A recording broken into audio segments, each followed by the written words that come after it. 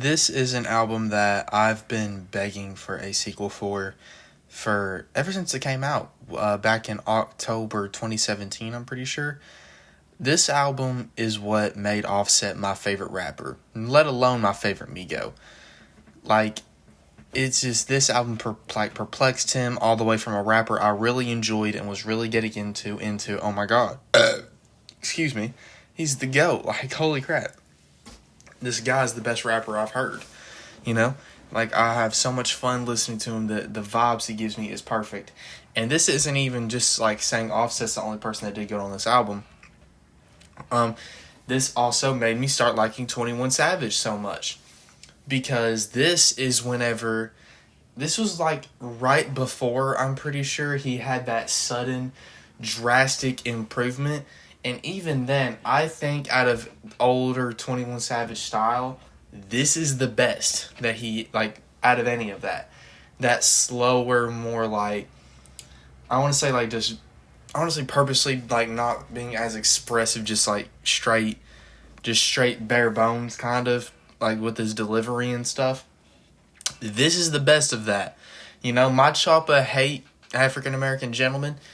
That's an insane song, and it's the reason, like, I don't think 21 Savage can make a song like that now and it work as well and be as good, you know?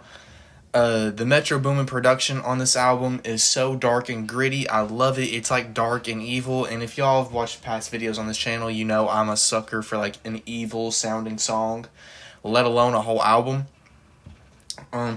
Offset's kind of always had the same flow, but what's carried him is his delivery and his expressiveness with it and the way he kind of switches it up just the tiniest bit. It's expressive enough and he's able to be his own presence enough. But on this album, it works so well. It works so well. Probably a lot of that probably has to do because it's only 10 songs, so you can't really get bored of it or anything. It's a perfect mix of like solo Offset songs, solo 21 songs with both of them on it, plus 2 features on it. Which, by the way, both features are amazing. Travis Scott does an amazing feature, and so does Quavo on Rap Save Me and Ghostface Killers. Amazing songs. 21 Savage is kind of like older style, like I said, works so well in this kind of production. I almost wish he'd go back to it now. You know, kind of tap into it a little bit. Do it, but like more new. And I'm not saying he has to devolve. I'm just saying he can take that and maybe like do a little spin on it. You know, because I feel like the way people look at 21 now is that he's kind of becoming, like, the same thing, you know, because he's kind of lost a lot of, like, on features, like, to be specific, he's lost a lot of his punch that he used to have because it went from people, like, really smartly putting him on the right songs, on the right spots where he's just able to come in and do the most, you know, but now that people are just kind of slapping him on everything, people kind of get bored of hearing him saying certain things just a different way. Like 21 Savage has probably a bachelor degree in like different unique ways to say he got head, you know, like just everything like that. I think people are starting to look at 21 more like that because like his features are different. I feel like if you went kind of back to this and tapped into it a little bit more, people would kind of start being like, ooh, you know, that's that dark, gritty 21 Savage that at around this time worked really well. This was amazing. Like I said, 10 songs is perfect for both of these. Honestly, it probably could have like branched off to like 10, like 11 or 12, 13 at the most. But I think honestly 10, it's short, it's sweet, it doesn't feel too short, but also you were hoping it to be longer.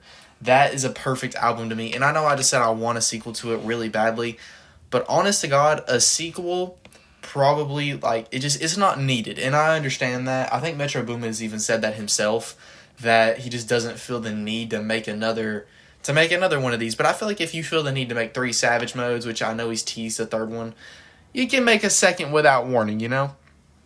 Because, like, Offset is arguably in his prime. Maybe not in his prime. He's probably approaching the end of it because, you know, prime Offset was like Culture 2 in my opinion. That was prime Offset, but now he's not really at that anymore. He's still at they're both in different spots of their career. So I think it'd be kind of cool to see them go back into that or do like a modernized version of it because I mean Offset and 21 now they can make good collabs. I feel like I want to say Has it really been since Legacy that we've heard an Offset and 21 Savage song? It doesn't feel that long, and I feel like I'm forgetting one. I don't think I am. I'm pretty sure Legacy, back on Father of Four, is the last time we heard Offset and 21 Savage on a song, like together, which is a crazy long time. I'm very surprised he didn't have a song on his new album. But, just it didn't work out. I would love to see them work together again. They work together so well. The Migos and 21 Savage in general have always worked well in songs that they've included each other in. Because you got 1.5, BBO, which 21 Savage, I love 21 on that song. This whole album, Legacy, like I said, Travis Scott's on that one too. There's another one that I'm thinking of, but I can't for the life of me remember the name of it. I know I'm thinking of. He has a song on that Quavo album too that's also really good. But anyway, 21 and Offset, like I said, they have a really good dynamic and they work extremely well. And I, honest to God, think they are both at their best when they are on Metro Boomin beats.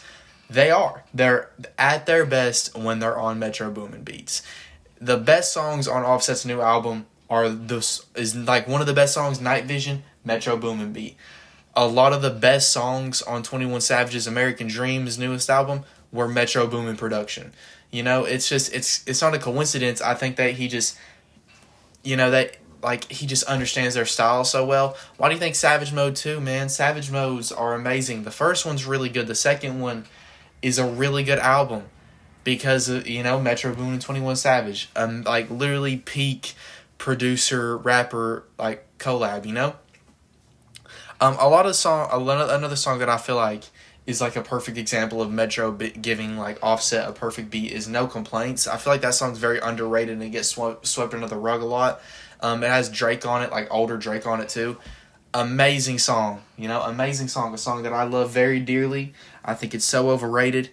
It wouldn't Offset is able just to tap into that version of himself. I feel like when he's on a Metro Boomin beat, which, like I said, why this album is so good. Like I said earlier, Quavo and Travis are both fantastic on their verses, They could have easily came into this and messed it up, especially Travis, honestly. Actually, no, not especially Travis. I don't know. I feel like neither of them, if you look at their track, the track list, and you know how this album is gonna sound, but you don't know the songs, I feel like you could look at them and be like, they might not work that well. But they both work really well, so it's just it's a big old debacle.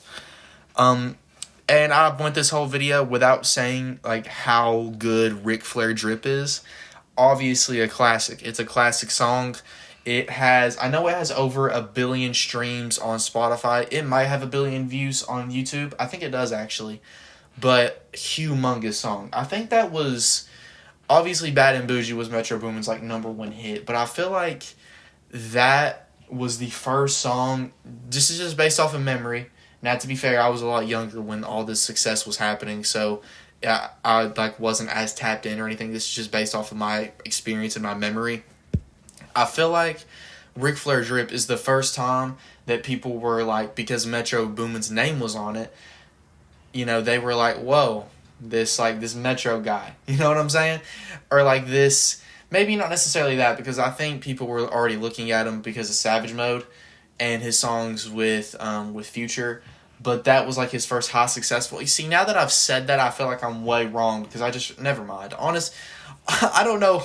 That's just based off of memory, but Metro also got popular off of DS2.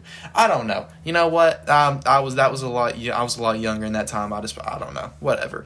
But some of my other favorite songs, Ghostface Killer's amazing song, Nightmare's amazing song, Darth Vader's really good. My Choppa, like I said, My Choppa I Hate People, great song.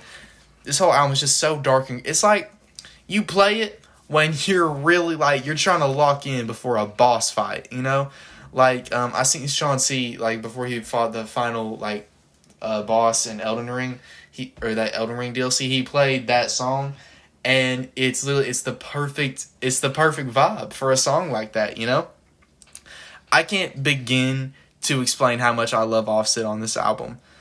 It's, I don't know, I could have listened, especially whenever I first realized how much I liked it, I could have played the album and listened to it for 24 songs. I really could. It's amazing. I hope maybe one day they both tap into this dark, evil sound, and they both go crazy, and it's another classic. Because this, I feel like this is a classic GOAT album. I feel like whenever people tell you, a lot of people will tell you that the peak of hip-hop music was in probably 2014, 2015 to late 2017, early 2018. And this is always an album that if I was to prove that, if I was going along with that, which honestly I kind of do, really, because if you just look at it, it's literally like you can't argue with that, all the good releases and stuff, especially for my favorite rappers.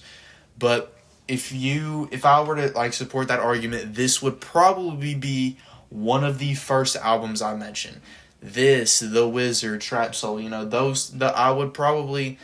The reason I'm saying these three is because I've made videos on them, which conveniently all land in that same time period. So it makes sense. But yeah, this Without Warning is a classic, and you can't you can't argue with me because I will not listen. Subscribe.